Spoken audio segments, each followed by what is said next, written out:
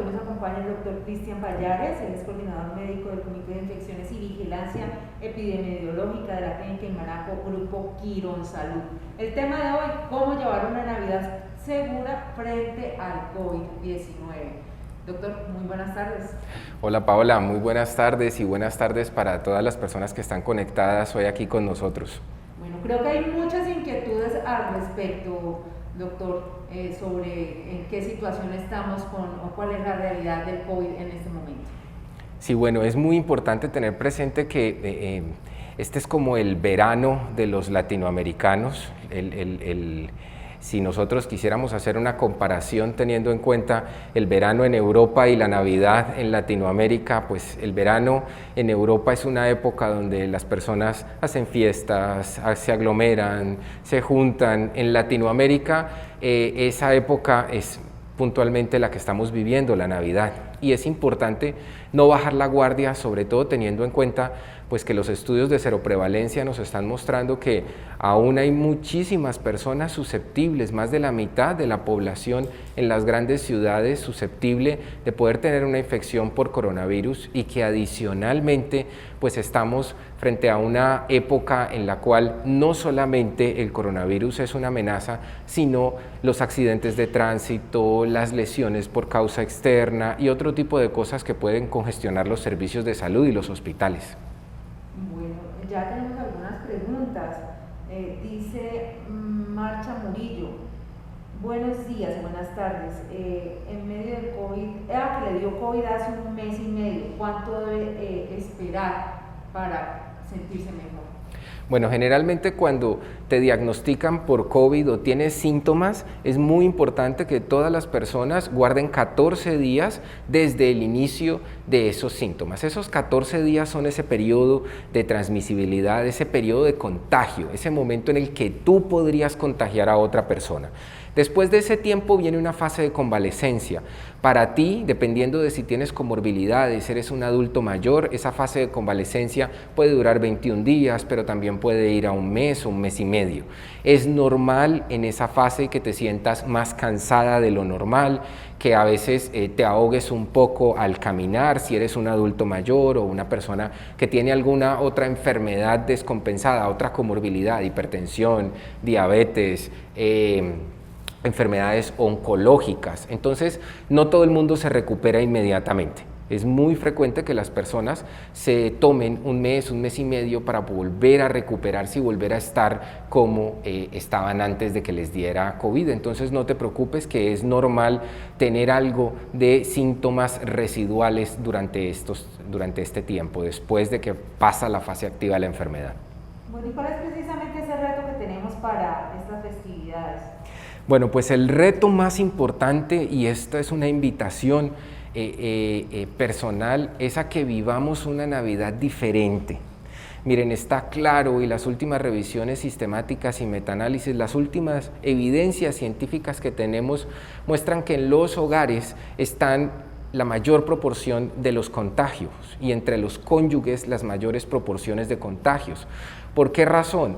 Pues porque allí es donde ocurren estas aglomeraciones. Pensemos que las fechas que se vienen ahora de celebración van a ser unas fechas en las cuales vamos a tener aglomeraciones dentro de nuestras casas. Es todo un reto poder celebrar una Navidad diferente. Yo los invito a la virtualidad. Esa sería mi primera invitación, a celebrar de manera virtual. Si esto no es posible, y vuelvo y les repito, la virtualidad debe ser lo que esté en nuestra mente para la celebración. Pensemos en los tíos con comorbilidades, los abuelos con comorbilidades, los adultos mayores, las mujeres en el último trimestre del embarazo. Pensemos en todas las personas que hacen parte de nuestro núcleo familiar, que pueden ser susceptibles de complicarse y que por querer celebrar vamos a terminar en una tragedia 10, 12, 14 días después. Entonces pensemos en esas personas. Si tú quieres a los tuyos y los tuyos son riesgo, la virtualidad es el camino más seguro. Si definitivamente tú no te quieres acoger a la virtualidad, cosa que vuelvo y les digo, el consejo es celebrar en virtualidad. Recuerden que los sitios poco ventilados son un peligro importante. Recuerden que las aglomeraciones son un peligro importante, entonces si yo estoy en un sitio pequeño que aparte de todo no está ventilado y con una cantidad de gente, el riesgo de contagio allí es inminente. Entonces, celebrar al aire libre, por ejemplo, hacer celebraciones religiosas al aire libre, con distanciamiento, sin aglomeración, eso es una excelente alternativa. También el uso del tapabocas, porque vamos a estar celebrando con personas que pueden estar a riesgo y con personas que hacen parte de nuestro núcleo familiar, pero que están en contacto con otra cantidad de gente. Entonces, no sabemos si en ese acercamiento podríamos contagiar o nos podrían contagiar. Por eso, en la celebración, el uso del tapabocas pues debe ser estricto y debemos tener alcohol glicerinado suficiente para que las personas estén friccionándose las manos constantemente. Pero vuelvo y les repito, el llamado es a hacer celebraciones virtuales. Dejemos volar la imaginación y celebremos de una manera distinta, lo podemos hacer. Pensemos en que este es el año en que vamos a celebrar distinto y toda la vida hemos celebrado de la misma forma siempre estas festividades. Bueno, los colombianos somos algo particulares y para las celebraciones, para conmemorar todas estas fechas especiales. Preguntan en Instagram, ¿es recomendable usar tapabocas con accesorios, luces, lentejuelas, etcétera? Bueno, digamos que es una pregunta difícil, sobre todo porque hemos visto, y especialmente en los niños, que algunos tapabocas con luces, accesorios, pues digamos que animan un poco a la gente. Yo les diría que idealmente los tapabocas no deben tener accesorios. En caso de que tuvieran accesorios no deben ser muy grandes, porque recordemos que el exceso de accesorios aumenta el toque en la cara y eso es lo que puede aumentar el contagio. Idealmente, si pueden tener tapabocas estampados de tela impermeable con motivos navideños, pues eso es perfecto. Yo he visto unos con luces muy bonitos, lo que pasa es que la batería también puede estar en contacto, pero hay unos que tienen batería pequeña, lo cual disminuiría el contacto. Pensemos en que los accesorios, el riesgo de los accesorios es que nos toquemos más la cara. Entonces, si son demasiados accesorios o el tapabocas está muy lleno de cosas, vamos a tender a tocarnos mucho la cara y los seres humanos nos tocamos la cara muchísimas veces al día. Entonces, eso facilitaría el toque en la cara y puede ser un peligro. Además, la higiene de esas mascarillas es un poco más complicada. Claro, se haría difícil, sobre todo si son tapabocas de múltiples usos, estos tapabocas impermeables que se pueden lavar, porque el hecho de la limpieza y desinfección se puede volver un problema. Si los accesorios que tienen los tapabocas son difíciles de limpiar y desinfectar, la recomendación es no tenerlos. Creería yo que lo más seguro es que tenga un motivo navideño en la tela impermeable. Esa puede ser una opción segura para, digamos, estar animados, hacer algo diferente y no exponernos al toque de la cara. Bueno, y nos pregunta Lady Mena también a través de Instagram, ¿qué recomendaciones nos da para vuelos nacionales? Bueno, en esta época se aumentan los vuelos. Yo les recomendaría primero pensar si realmente vale la pena viajar. Pensémoslo por varias cosas. Primero, por el riesgo de contagio. Segundo, por la cantidad de restricciones que existen. Y tercero, porque si todos estamos pensando en vacaciones, en Navidad, pues vamos a generar aglomeraciones a los sitios a los que vayamos. Entonces, pensemos si es necesario viajar. Si vas a viajar para ver a tu familia, también nuevamente el llamado es a la virtualidad. Si definitivamente te toca viajar, el problema en los aviones no radica en el aire, en el habitáculo del avión, en la cabina, porque los aires tienen unos filtros especiales. El problema radica en la falta del distanciamiento físico, porque las personas tienden a ir mucho al baño en vuelos de media hora donde realmente no se justifica. Por favor, no nos paremos a hacer cosas innecesarias en un vuelo que dura 45 minutos, eso no tiene ningún sentido, es quedarse sentado y quedarse callado y estar juicioso, tener algo de disciplina. El toque con las otras personas también. Hay algo que a mí personalmente me preocupa muchísimo de los vuelos nacionales y es la gente irresponsable que se sube sintomática a un avión. Y eso ustedes lo han visto, lo hemos vivido no solo en Colombia, sino en el resto del mundo. Se han filmado muchas situaciones de este tipo. Si ustedes detectan a una persona sintomática, hay que avisar a la tripulación y es importante que la tripulación del vuelo se dé cuenta de esto, y también es importante alejarse de esas personas, porque si bien en esta pandemia hemos encontrado que el SARS-CoV-2 tiene formas de contagio entre los asintomáticos, una persona asintomática puede contagiar, una persona con síntomas contagia 3 veces más que una persona que no tenga síntomas. Entonces la gente sintomática es definitivamente muy peligrosa. Bueno, nos preguntan a través de Facebook, doctor, ¿qué opina usted de los episodios de depresión que están viviendo muchos adultos mayores por no ver a sus familiares, debido a que los abuelitos no son muy hábiles en la tecnología y por eso la virtualidad ya no se vuelve una opción? Es una situación complicada, es una situación compleja y lo entiendo. Lo entiendo porque todos tenemos adultos mayores dentro de nuestras familias y para ellos se dificulta la parte tecnológica y al no tener, digamos, las habilidades en la parte tecnológica, pues se hace difícil que se adapten un poco a estas herramientas. Pero no podemos desconocer que los adultos mayores tienen un riesgo adicional de complicaciones que puede ser superior a un 17% en aquellos mayores de 65 años. Y sobre todo teniendo en cuenta que los adultos mayores generalmente tienen comorbilidades, donde la hipertensión y la diabetes son muy frecuentes. Somos un país y el mundo en general tiene una alta prevalencia de personas hipertensas y diabéticas. Entonces yo creo que es un balance. Es un balance. Yo sé que es difícil para los adultos mayores, pero sí hay que poner sobre la mesa el balance de qué prefieres. Tratar de mirar estrategias, tratar de mirar capacitación, orientación en la virtualidad, inventarse algo diferente o exponerlos definitivamente a que los pierdas en esta Navidad. Nos pregunta Wilson Cardona, doctor, ¿qué pasa con las piscinas? ¿Pueden ser foco para transmitir el virus? Bueno, las piscinas tienen generalmente tratamientos con hipoclorito de sodio o con dicloroisocianurato de sodio con compuestos clorados, lo cual hace que el agua no sea insegura, digamos lo que el coronavirus no podrá sobrevivir en el agua. El tema con las piscinas es el aforo, o sea, la cantidad de personas que estén en la piscina.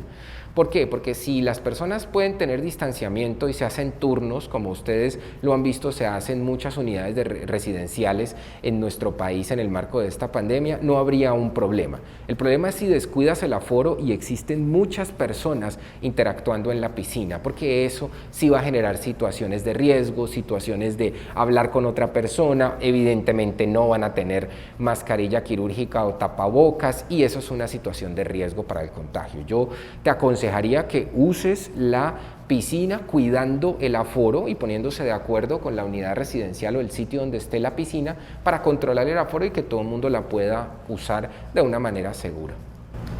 Bueno, y por acá nos pregunta Ana Tutistar en Instagram también, recomendaciones en tiempos de Navidad y pandemia cuando llega un bebé. Bueno, miren, cuando llega un bebé no celebran porque el bebé se dé cuenta de las cosas, celebran porque los papás quieren celebrar. Entonces dejemos la excusa de pensar que estamos haciendo una fiesta para celebrarle a un niño que está recién nacido o tiene menos de un año y para que la gente lo visite y le dé detalles y cariño, porque eso no es cierto, el niño no recuerda esto. Esas celebraciones, y perdónenme, se los digo personalmente, me parece muy egoísta de parte de los padres, sobre todo pensando en la salud de su niño. No es coronavirus lo único que le podemos pegar a un infante. Existen muchas otras cosas, sobre todo porque los niños no tienen a veces los esquemas de vacunación completos. Entonces eso hace que expongas a tu hijo a una cantidad de riesgos innecesarios y que también expongas a tu familia al coronavirus. Las celebraciones de la llegada de un recién nacido deben ser virtuales, deben ser las fotos con las personas indicadas que sean el núcleo familiar, papá, mamá, el niño, hacer un video muy bonito, un video por Zoom, donde inviten a mucha gente y todo el mundo por Zoom pueda ver el niño, brindarle sus deseos a la familia y ya. No es necesario hacer una reunión presencial y los niños no se van a dar cuenta de esto. Recomendaciones para las personas asmáticas, nos preguntan en Facebook. Bueno, para las personas asmáticas siempre se ha estudiado en el marco de esta pandemia qué tanto finalmente puede ser el riesgo de mortalidad. Un riesgo de mortalidad atribuible no se ha establecido, pero las complicaciones sí pueden ser importantes. Pues sobre todo porque aquellas personas que tienen patologías pulmonares, no hablo solamente por asma, enfermedad pulmonar obstructiva crónica, por ejemplo, o han tenido cáncer de pulmón o alguna patología pulmonar o infecciones pulmonares previas que hayan requerido procedimientos quirúrgicos, antecedente de tuberculosis, hace que tu capacidad vital funcional, o sea, la capacidad que tienen los pulmones de responder al cuerpo humano en términos fisiológicos esté un poco disminuida. Y eso puede generar algo de complicaciones en patologías respiratorias como la infección por SARS-CoV-2, el COVID-19. Entonces, yo no haría una recomendación especial para un paciente asmático más que el cuidarte igual con distanciamiento, uso de la mascarilla quirúrgica e higiene de manos, que son las 3 cosas más importantes para evitar el contagio. Pero si ya tuvieras el contagio, sí es muy importante que informes a tu médico tratante y que estés muy pendiente del signo de alerta más importante para las personas que tengan patologías pulmonares, y es esa dificultad para respirar o ese cansancio que te puede dar en reposo. Si tienes dificultad en estado de reposo para respirar, debes consultarle a un médico. Pregunta Ana María Ramos, si tuve COVID hace un mes, ¿me puedo contagiar de nuevo? Si tuviste COVID hace un mes, lo más probable es que no te vayas a contagiar de nuevo. La evidencia científica está mostrando que las reinfecciones sí ocurren, pero el periodo en el que ocurren va a ser aproximadamente después de 2 meses y medio, 3 meses, o sea, más allá de los 90 días. Si estás en un mes, todavía tienes inmunidad, tienes la inmunidad que tu cuerpo genera por haber tenido la infección, y no es probable que te reinfectes en ese periodo de tiempo. Pero más adelante, más allá de los 3 meses, sí se han documentado casos de reinfección, y aprovecho tu pregunta para darles el mensaje de que esto no termina para la gente que haya padecido infección por SARS-CoV-2. Porque estamos viendo cada vez más frecuentemente casos de reinfecciones en las personas. O sea que el COVID probablemente sí repita en varias personas, y es la razón por la cual todos tenemos que ser muy empáticos y seguirnos cuidando. Doctora, además que es una enfermedad que todavía está en estudio y que no sabemos bien cómo se va comportando a medida que van sucediendo casos. ¿Es así o no? Efectivamente, eso es una muy buena conclusión. Nosotros estamos aprendiendo mucho de esta enfermedad y todavía falta mucho por descubrir, sobre todo en términos de reinfección y en términos de las secuelas que pueda tener para el mundo. Por esa razón tenemos que seguir exactamente igual que como estábamos unos meses atrás. Esta pandemia no se ha terminado y el COVID no se esconde en Navidad. Bueno, parece que es que a veces tenemos como un poco de mala memoria, y precisamente en estos términos va la pregunta que nos hacen en Instagram, y es cómo poder distinguir esos síntomas y cómo no confundirlos con una simple gripa. Parece que lo que se nos ha olvidado es cuál es la realidad de esta enfermedad. Bueno, miren, es una pregunta que siempre ha sido difícil de responder. Las infecciones respiratorias se parecen mucho, entonces digamos que la infección por SARS-CoV-2, el COVID-19, se parece mucho a una influenza, se parece mucho a un resfriado común, se parece mucho a infecciones por otros virus respiratorios. Y cosas importantes que hay que tener en cuenta es, si tú tienes síntomas como tos, estornudos, fiebres, síntomas similares a un resfriado común, hay que pensar que eso puede ser SARS-CoV-2.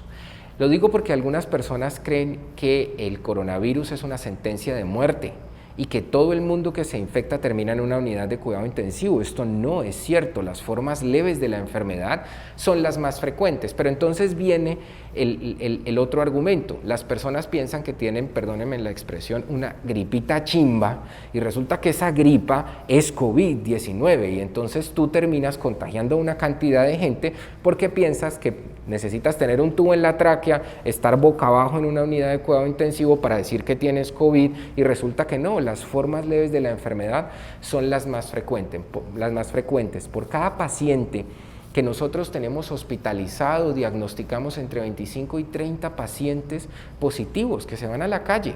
que solamente requieren una consulta de urgencias y no requieren hospitalizarse porque no tienen criterios. Ojo con la gente enferma. Ese resfriado común que estás teniendo probablemente es coronavirus. Bueno, creo que esta es una manera de hacer un llamado a la conciencia, doctor, que la gente entienda precisamente que estamos conviviendo con esta enfermedad, que es una enfermedad muy riesgosa y que definitivamente no va a ser cuestión de que mañana se vaya a acabar o que va a llegar la vacuna y ya todo va a pasar. Sí, totalmente de acuerdo, Paola. Aquí tenemos que tener muy presentes que nosotros estamos en medio de una pandemia. Entonces, por más que tú tengas el deseo de que esto se acabe, pues la plausibilidad biológica de las enfermedades infecciosas es así, funciona de esta manera, esto no se va a acabar todavía. Y teniendo la vacuna y logrando tener la vacuna y comprobando que la vacuna realmente funciona, también va a pasar un tiempo hasta que la vacuna llegue a nosotros y hasta que la gente se vacune. Y aquí aprovecho para mencionar algo importante. Las vacunas son los medicamentos más seguros que nos hemos inventado los seres humanos. Por favor, vacúnense, no solamente cuando tengamos la vacuna del SARS-CoV-2, hay que vacunarnos de otras cosas. Las personas mueren por neumonía, las personas mueren por influenza. Estas vacunas existen. Es muy triste que teniendo toda la tecnología en este momento y habiendo los seres humanos desarrollado vacunas, mueran personas por falta de vacunación. Eso es realmente triste en una situación como esta, sobre todo porque, y aprovecho para decir algo que mencionabas tú al principio, es que los seres humanos olvidamos muy rápidamente. O sea, nos olvidamos de que antes de la vacunación tuvimos enfermedades infectocontagiosas que mataron millones de personas. Antes de la vacunación de la viruela, antes de la vacunación de la varicela, enfermedades que fueron pandémicas en el mundo. Murió mucha gente, muchas personas murieron antes de poder encontrar la vacuna. Entonces no despreciemos ahora las vacunas pensando que nos están queriendo manipular con las vacunas, que las vacunas tienen chips para controlar a la gente y una cantidad de cosas que realmente no tienen sentido. La vacunación es segura y tenemos que vacunarnos. Bueno, nos pregunta Lero Ortiz a través de Instagram, ¿qué tan seguro es usar tapabocas de tela? Bueno, para usar tapabocas de tela yo te diría que debes probar si la tela es impermeable. O sea, los tapabocas de tela vienen con una tela laminada, una tela que es impermeable, y la manera de probarlo es que le eches un poquito de agua a esa tela. Si el agua no traspasa la tela, es laminada o impermeable. Los de tela que no te pasen esa prueba no son seguros, porque si tú toses o estornudas, las gotas van a salir directamente por la tela, o si alguien tose o estornuda enfrente tuyo, así pues va a salir de igual manera y te vas a contagiar. Entonces la tela debe ser laminada o impermeable. Y recuerda que la tela laminada o impermeable tiene una fecha de caducidad. Eso no va a aguantarte más de 20, 25 lavadas. Después de eso la tela pierde la impermeabilidad y el tapabocas hay que desecharlo. Nos pregunta ella Daza, buenas tardes, ¿cómo sería el manejo en caso de COVID en un paciente con parálisis cerebral que recibe Depakine 250 miligramos y Keppra? Bueno, estos pacientes, los pacientes que tienen parálisis cerebral y que están recibiendo anticonvulsivantes o medicamentos neurológicos, tienes que estar pendiente de varias cosas. Lo primero es que los signos de alarma de este tipo de enfermedades infecciosas en esos pacientes no se ven tan floridamente. O sea, no se da uno cuenta tan rápidamente que el paciente está haciendo una dificultad respiratoria, que el paciente tiene fiebre persistente. Pero las personas que trabajan con pacientes o que tienen familiares que tienen parálisis cerebral, pues los aprenden a conocer de una manera muy buena. Entonces tú conoces muchísimo mejor que cualquier médico a tu paciente o a tu familiar. Estar muy pendiente de cambios que notes en el curso de la enfermedad, si ya tiene coronavirus, cambios que notes como aumento en la flema, en los mocos que tenga, aumento en las secreciones, cambio en el color de las secreciones de tu familiar. Esos son algunos signos que ameritan una consulta especial. Eso y la dificultad respiratoria o la saturación. Si no tienes un saturador, debes conseguir un saturador para revisar la saturación de tu paciente todo el tiempo. También te recomiendo que, por ser un paciente a riesgo, porque es un paciente postrado que tiene parálisis cerebral, pues sí debes notificar a tu médico tratante del diagnóstico de SARS-CoV-2 para que tu médico tratante, que conoce toda la otra terapia farmacológica, lo que estás mencionando del paciente, pues sepa qué es lo que se le puede dar y lo que no se le puede dar. Estos pacientes no se pueden automedicar. Nos pregunta Santiago Gómez a través de Facebook: si alguien en mi casa salió positivo, ¿cuánto debo esperar para hacerme la prueba si no he presentado síntomas? Si alguien de tu casa salió positivo, lo primero que tienes que identificar es el momento en el que fuiste contacto estrecho. ¿Qué significa eso? Si tú me dices, Cristian, hoy salió positivo y hoy yo vi a esa persona o pasé la noche con esa persona y hoy desayuné con esa persona, bueno, hoy sería tu último día de contacto estrecho. Tienes que separarte de esa persona en la casa. Es importante que recordemos que en la casa con los positivos también hay que hacer aislamiento selectivo. Esa persona debe estar separada de ti y pueden ocurrir dos situaciones: que tú me digas, Cristian, no me puedo separar de esa persona. Si tú no te puedes separar de esa persona, debes contar 14 días desde que esa persona inició síntomas. Y después de esos 14 días debes contar tú 7 días más y hacerte la prueba en esos 7 días. O sea que estamos hablando más o menos de 21 días. Si te enfermas antes, que es lo más probable, si no mantienes la distancia con esa persona, en el momento en que te enfermes te haces la prueba. Pero si tú me das el otro escenario y me dices, Cristian, yo sí, a partir de este momento ya me separé de esa persona, debes esperar 7 días. Y al día 7º hacerte una prueba de RT-PCR o una prueba de antígeno. No te vayas a hacer pruebas en sangre, pruebas serológicas o rápidas, porque esas pruebas no son pruebas diagnósticas. O sea que tendrías que esperar esos 7 días en cuarentena para hacerte la prueba. ¿Por qué esperar ese tiempo? Porque esa es la mediana del periodo de incubación del virus, que va del día 0 al día 14, pero al día 7 es donde casi todo el mundo se enferma. Por eso tendrías que esperar esos 7 días desde el último contacto si te separaste de la persona. Si no te separaste, vas a estar en cuarentenado 21 días desde el inicio de los síntomas de esa persona y te toca hacerte una prueba en ese momento, porque esa persona podría transmitirte hasta el día 14 desde la aparición de síntomas. Por eso se corre más el tiempo. Nos pregunta Sandra Santa Fe: ¿cuál es la prueba más segura y confiable para saber si tengo COVID? Bueno, existen 3 pruebas en el mercado. La prueba más segura y la prueba más confiable se llama RT-PCR. ¿Listo? Esta prueba es una prueba de biología molecular que lo que hace es agarrar fragmentos del virus que tú tienes en la garganta. Es una prueba que se hace con el hisopo que va en la nariz y esos fragmentos los amplifica. Entonces al final la prueba da un resultado positivo o negativo. Recuerda que si tú te haces una prueba y la prueba da positiva, tú no necesitas estarte haciendo controles, porque la prueba puede seguir positiva hasta 100 días. La razón de eso es que quedan copias inviables del virus en la garganta y, como te digo, es una prueba de biología molecular. La prueba agarra esos fragmentos y los amplifica, pero eso es virus inviable.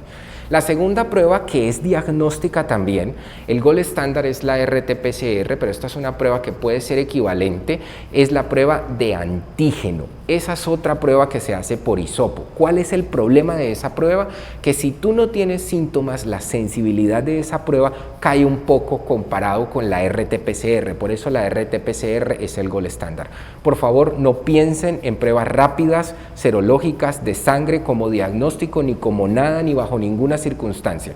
Esas pruebas son de uso exclusivo del personal médico que bajo algunos criterios específicos las pide. No se estén haciendo pruebas serológicas o pruebas rápidas. Y aprovecho para mencionarles algo importante que me han dicho en el marco de las celebraciones. Algunas personas dicen, no, pues entonces yo hago RT-PCRs a toda la familia, o les hago pruebas serológicas a toda la familia para que celebremos tranquilos de que nadie tiene COVID. Eso no sirve, eso no funciona. No funciona hacerte una cantidad de pruebas para que todo el mundo esté celebrando el 24. ¿Cuál es la razón? Tú debes agarrar a la gente en el momento de la prueba, o cuando tenga síntomas, o cuando esté en esa fase donde esté a punto de hacer síntomas, que es al día 7 desde el contacto. ¿Tú cómo vas a saber cuáles son los contactos estrechos de tus familiares o en qué momento los puedes encontrar? Podrías estarle tomando a alguien una prueba, la prueba dar negativa y significar que la persona está incubando el virus. O podrías inclusive que esa persona haya tenido síntomas, no hizo tanta carga viral, la prueba da negativa porque va en el día 9, 10 de la enfermedad y esa persona contagia al resto de tu familia. Por favor, no crean que hacerse una cantidad de pruebas para poder celebrar pues es una conducta adecuada, porque con ese dinero que vas a invertir en hacer esa cantidad de pruebas, mejor ayúdale a las personas que están sufriendo en este momento, ayúdales con alimentación y piensen en los niños de las regiones que no tienen un juguete para disfrutar en esta Navidad. Todo ese dinero de pruebas no lo podemos gastar ayudando a los demás y mostrando empatía. Bueno, nos preguntan en Facebook, tengo un viaje en avión que sí o sí debo hacer, ¿es recomendable usar N95 o cuál tapabocas serviría? Definitivamente no es recomendable usar N95, no usemos N95 por fuera del ambiente hospitalario. La mascarilla de alta eficiencia N95 solo se usa en el ambiente hospitalario en procedimientos que generan aerosoles. No se usa absolutamente en ninguna otra especificación hablando de SARS-CoV-2. Usa una mascarilla quirúrgica si es un vuelo largo o una mascarilla de tela impermeable. Si es un vuelo largo, llévate varias. Llévate alcohol glicerinado, por favor, eso es lo más importante del mundo, y prométeme que no te vas a tocar la cara durante todo el vuelo, o que si te vas a tocar la cara, te vas a friccionar las manos antes y después de tocarte la cara. Sobre todo vuelos internacionales, doctor, porque son vuelos de 7, 6 e incluso más horas. Claro, en los vuelos internacionales hay que tener en cuenta eso, el distanciamiento, usar lo menos posible el baño, no tocarte la cara y usar el alcohol glicerinado. Bueno, nos pregunta Luis Alfonso Palta, ¿se pueden tener relaciones sexuales? Ninguna de las dos personas ha tenido COVID y la gente tiene miedo. Bueno, si ninguna de las dos personas ha tenido, lo que pasa es que es una pregunta que tiene, digamos, varios análisis. Pues si es tu pareja o es la persona de tu núcleo familiar, pues no hay ningún problema porque igual son contactos estrechos. Si es otra persona que no es de tu núcleo familiar, pues tú no sabes si esa persona tiene o no tiene el virus, pero es una pregunta difícil de responder. Si es en tu núcleo familiar, no hay absolutamente ningún problema, porque igual si alguno de los dos se contagiaría, el otro inmediatamente es contacto estrecho, porque es tu conviviente. Si no es una persona de tu núcleo familiar, yo diría que lo más importante es asegurarse que no tenga síntomas y yo le haría una encuesta epidemiológica, pero es una pregunta difícil. Nos pregunta Julie1209, doctor, pacientes con diabetes, ¿qué tanto pueden afectarlos el COVID? Sí, es una pregunta muy importante. Los pacientes diabéticos, tener diabetes y específicamente tener diabetes no controlada, que esto es lo más importante. Ser un diabético no controlado aumenta tu riesgo de complicaciones de una manera significativamente estadística. No quiero meterles terror, pero sí les quiero recordar que la diabetes es el enemigo silencioso. Es esa enfermedad que va matándote poco a poco. Debes tener tus controles, debes cuidar tu alimentación y tomar tu medicación en caso de que la requieras. Esto es fundamental porque en pacientes con coronavirus SARS-CoV-2 que sean diabéticos y no estén controlados, el riesgo de complicaciones está por encima del 21%. O sea, estas personas, si están descompensadas, van a requerir hospitalización, van a requerir estancia en unidad de cuidado intensivo y tienen un riesgo de complicarse y de que esto les cueste la vida. Entonces, hay que cuidarse de las patologías de base que tenemos. Bueno, doctor, el próximo lunes tenemos una primera prueba con el Día de las Velitas. Sí, miren, yo les voy a dar un consejo muy importante. Hoy en la mañana una persona muy querida me hizo caer en cuenta de algo y voy a aprovechar este medio para mencionárselos. Hay personas que están muy juiciosas con el alcohol glicerinado. Tengan mucho cuidado en aplicarse alcohol e inmediatamente prender velas. Eso es muy importante porque si bien el alcohol se evapora rápidamente de las manos, el alcohol es un desinfectante de amplio espectro que se evapora rápido en las manos, si yo no dejo secar el alcohol, pues yo puedo generar una quemadura al manipular fuego. Entonces mi recomendación es que nos lavemos las manos y prendamos los faroles, las velitas y no estemos usando alcohol, sino más bien lavándonos las manos en ese momento. Es más importante para evitar que existan riesgos de quemaduras. Es importante recordarles que nosotros no debemos estar utilizando pólvora. Miren, estamos perdiéndole la batalla a la lucha contra los quemados por pólvora en nuestro país. En los últimos 3 años hemos tenido por cada año entre 700 y 800 personas con quemaduras por pólvora. De esas personas el 30% son niños. Entonces, de nada sirve pensar en una Navidad segura y querer darle alegría a tus hijos si van a resultar quemados por un espectáculo de estos. Los segundos son las mascotas, y a mí los animales me encantan, y las mascotas sufren mucho cuando se quema pólvora. Entonces tienes a tus hijos y a las mascotas. Y si tienes hijos y mascotas, pues es como si tuvieras por partida doble que no utilizar la pólvora. El otro dato importante es que en los últimos 3 años, hasta el 28% de los quemados adultos con pólvora estaban en estado de embriaguez, estaban alicorados. Entonces, seamos muy responsables, es un momento importante de celebrar, es un momento muy valioso para vivirlo en familia. Los faroles y las velitas son seguros si los niños están supervisados por los adultos, y recuerden el consejo del cuidado con el alcohol glicerinado y las soluciones alcohólicas y el fuego, y por favor no utilicemos pólvora. ¿Y qué será mejor, doctor? ¿Usar esos farolitos dentro de la casa, en el balcón, o poder salir a un espacio pues, exterior?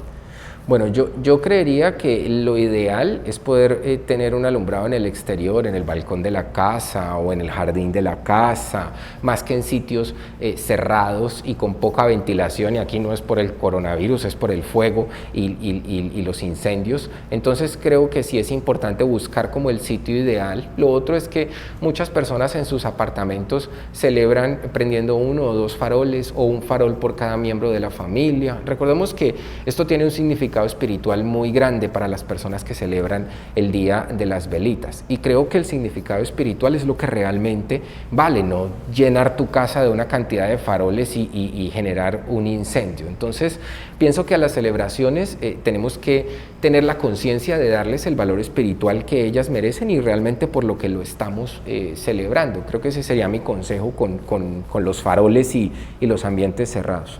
Bueno, y precisamente W Fabián 71 pregunta, sin plataformas virtuales, ¿de qué forma se podría pasar la Navidad en familia? Es complicado porque yo te diría, bueno, idealmente en un sitio, en un espacio que sea abierto, donde haya mucha circulación de aire y donde las personas puedan mantener la distancia.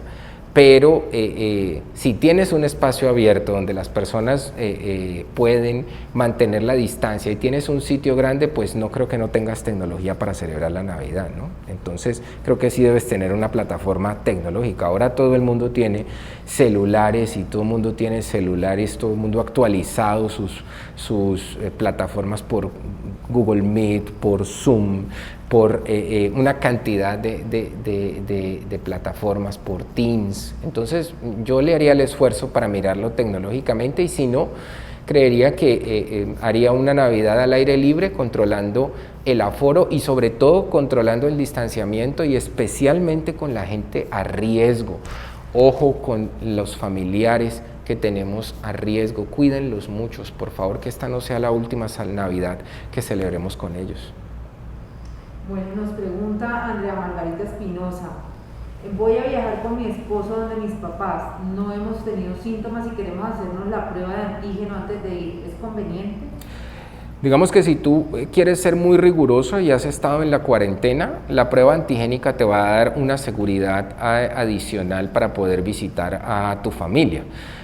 Al inicio de la pandemia lo recomendábamos mucho. Recuerdan que hablábamos de mantener el distanciamiento, la cuarentena por un periodo de 14 días, hablábamos en ese momento, y hacerse una prueba para saber si efectivamente estás o no estás enferma. Si tú has mantenido la cuarentena, has estado juiciosa, pero entiéndanme en el juicioso, porque es que uno escucha juicioso hoy en día y eso no es juicio. O sea, si tú me dices que estás juicioso, pero sales a un centro comercial a dar vueltas un fin de semana y haces reuniones en tu casa, pues de juicioso eso no tiene nada. Entonces, si tú realmente has estado juiciosa y tu esposo también, no necesitarían hacerse ninguna prueba, porque si han estado en cuarentenados, el virus no anda en el aire, ¿no? Y no lo digo en sentido jocoso, hay estudios sobre eso. O sea, los italianos hicieron un estudio hermoso con 2 regiones, una al norte de Italia y otra al sur de Italia, en sus momentos de mayor pico durante esta pandemia, mostrando el aire que circulaba, qué tan contaminado estaba con SARS-CoV-2. El riesgo, nulo. O sea que uno no se contagia a través del aire, que sería lo único que pasaría si tú y tu marido han sido muy juiciosos y estrictos con la cuarentena. Si son muy juiciosos y estrictos con la cuarentena, no necesitarían hacerse una prueba, pero evalúen qué tan juiciosos realmente han sido. ¿Ese juicio implica haber estado siempre en casa? Porque igual si uno va a un restaurante está expuesto. Digamos que exacto, porque las situaciones que se generan cuando uno sale son situaciones de riesgo que a veces uno puede controlar y a veces no. Tú puedes controlar en un restaurante estar solo en una mesa, pero no puedes controlar que te encontraste a una persona que viene a saludarte sin un tapabocas, por ejemplo, o que viene a abrazarte sin un tapabocas.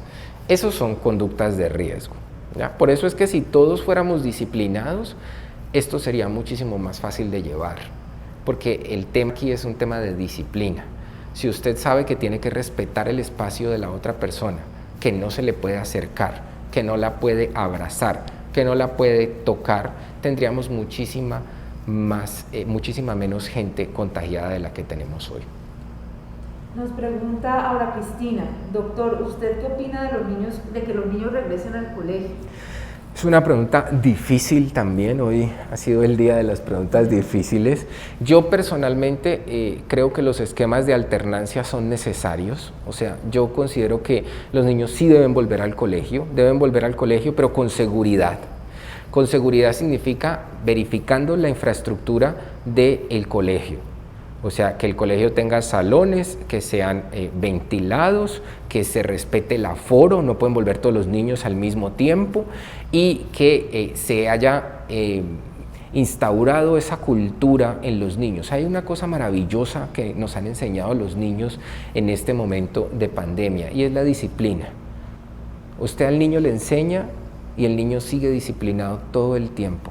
Eso es algo que nosotros los adultos pocas veces hacemos. Los niños son muy disciplinados, entonces unos niños bien entrenados en un colegio con una infraestructura adecuada en términos de poder mantener el aforo y la ventilación, y con el uso de elementos de protección personal, las mascarillas quirúrgicas o en los niños más pequeños en los que no se pueda, el uso del alcohol glicerinado y las buenas prácticas de distanciamiento, controlando con esquemas de alternancia, creo yo que son más que necesarios, porque definitivamente la virtualidad llegó para quedarse y es muy buena en muchos escenarios, sobre todo en el escenario laboral. Yo creo que más del 80% de las reuniones laborales pueden hacerse virtuales, más del 90% de las reuniones laborales podrían hacerse virtuales, pero en el tema de la educación sí tenemos que repensar la virtualidad, y creo que tenemos que hacer los esquemas de alternancia. Ustedes han visto que la literatura y los estudios en estos últimos meses han mostrado experiencias buenas y malas.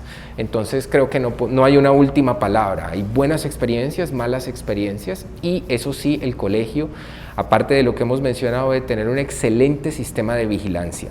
Debe preocuparse por estar vigilando que los niños estén sanos y por estar vigilando que el núcleo familiar de los niños, que su familia también esté sana, y que exista una cultura del reporte. Si usted está enfermo y sus hijos están yendo al colegio, por favor avise. Seamos empáticos entre nosotros, avise. Si usted está enfermo, tiene que avisar. No es estigmatizar, es avisar para evitar contagiar a los demás. Y es que precisamente a eso apunta algo que estoy pensando en ese momento, doctor, y es los cuestionarios que debe uno llenar, ¿realmente son útiles para tener ese control? Yo creería que los cuestionarios son una buena herramienta, pero los cuestionarios sin conciencia es como no tener nada. O sea, de nada sirve que el colegio haya tratado de hacer un buen sistema de vigilancia si cuando el colegio te llama o te manda el cuestionario, tú a todo le das. No he tenido síntomas, no he tenido nexo, no he tenido nada de eso. Entonces, creo que la conciencia es en lo que nosotros tenemos que trabajar. Piense que si usted está enfermo y usted tiene un hijo que está yendo a clases, a través de ese hijo usted va a mandar el virus y a contagiar otra cantidad de personas en el colegio. Entonces, seamos realmente muy responsables y practiquemos el aislamiento selectivo cuando lo necesitemos. Miren, esa es la base de nuestro sistema de vigilancia nacional y es la estrategia PRAS que del desministerio se ha venido implementando en los últimos meses. Entonces, tengamos conciencia y seamos empáticos.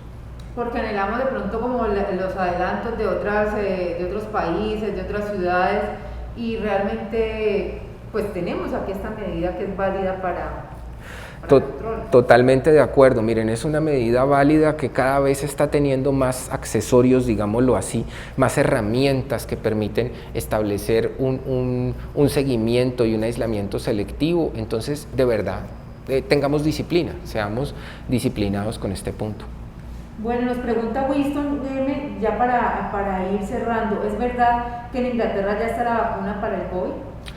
No, existen en el momento más de 100 candidatos a la vacuna. Hay algunos que están mucho más adelantados que otros. Se dieron cuenta ustedes, Pfizer, AstraZeneca y Moderna, por ejemplo, que en las últimas 2 semanas han mostrado algunos de sus avances y de sus resultados favorables en los ensayos clínicos controlados que están haciendo. En realidad, en este momento, la vacuna está en proceso, hay varios candidatos en proceso, hay resultados muy favorables y principalmente, hablo por Pfizer, AstraZeneca y Moderna, están haciendo los trámites para poder tener autorizaciones rápidas o unas autorizaciones, digamos, los fast track para poder empezar a generar la aplicación masiva. Pero recordemos que de todos los prospectos que hay y que se están estudiando en este momento en términos de vacunación, los estudios están en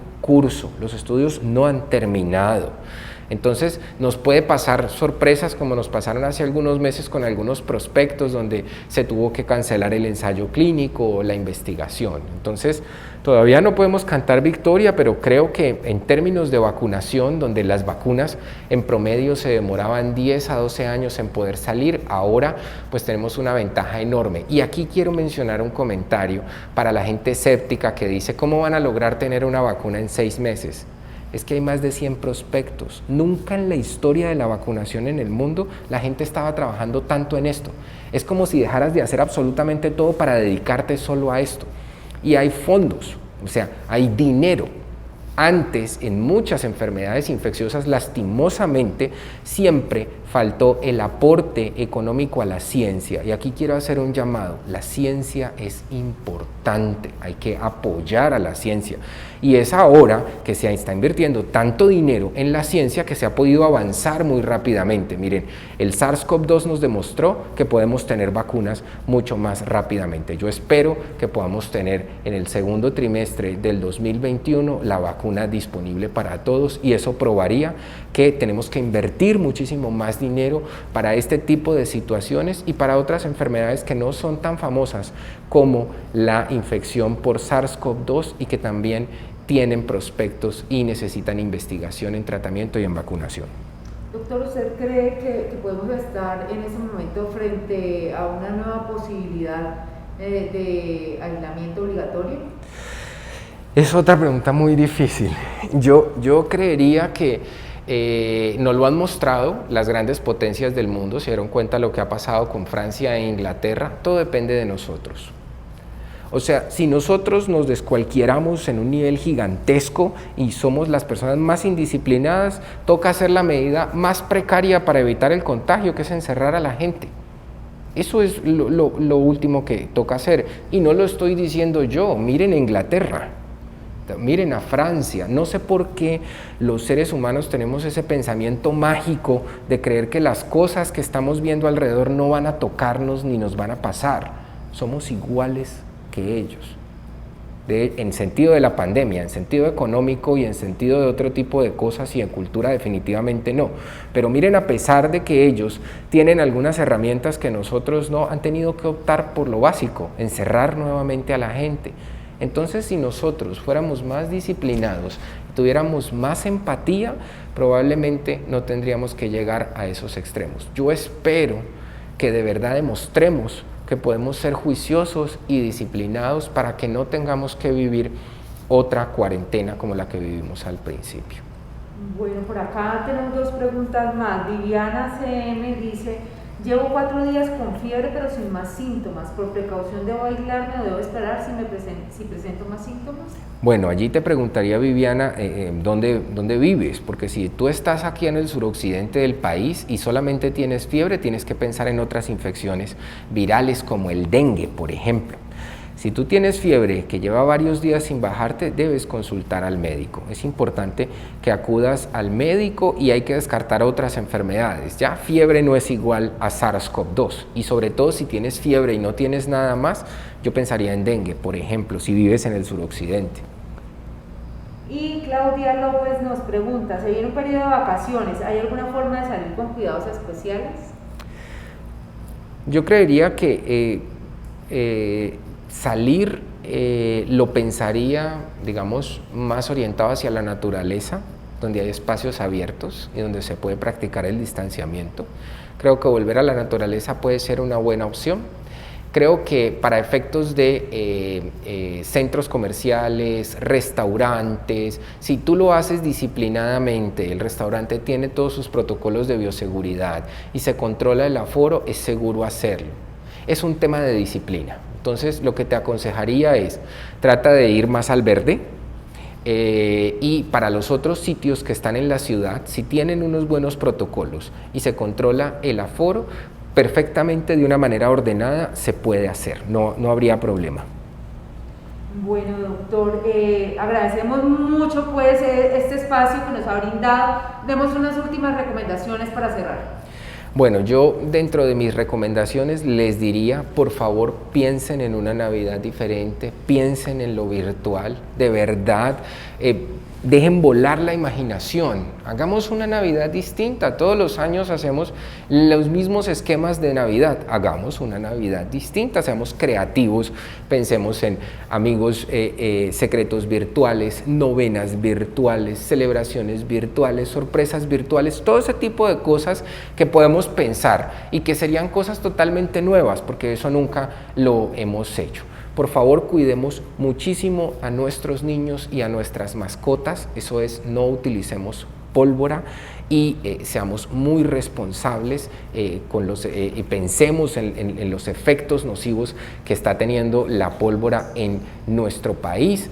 Y lo tercero, por favor, cuidemos a los mayores y cuidemos a las personas a riesgo. Y eso se hace con los 3 pilares fundamentales para prevenir el contagio: el distanciamiento físico, el uso correcto del tapabocas y la higiene de manos.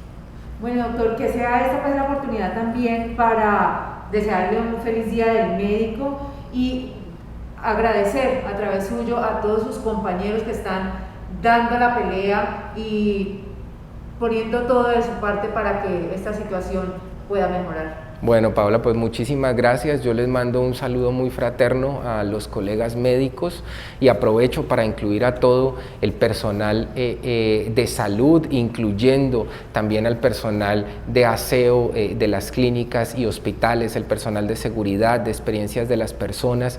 Un saludo muy especial para los colegas. Creo que nosotros somos el único ejército que tiene esta pandemia en nuestro país. Nosotros somos ese ejército que hemos jurado proteger y defender a la gente y darles salud a las personas. Creo que hemos hecho un muy buen papel a pesar de todas las adversidades y los momentos difíciles que son entendibles porque el miedo y la ansiedad hace que a veces actuemos de una manera inapropiada, pero de verdad que en este momento y tomando el Día del Médico como una celebración para nosotros en este Día Panamericano del Médico. Felicito a mis colegas y al resto de personas, les pido por favor apóyennos mucho, que juntos con la empatía y la disciplina nosotros podemos salir adelante. Muchas gracias, doctor, y a ustedes muchas gracias por habernos acompañado en esta emisión de Doctor Responde. Nos vemos la próxima semana.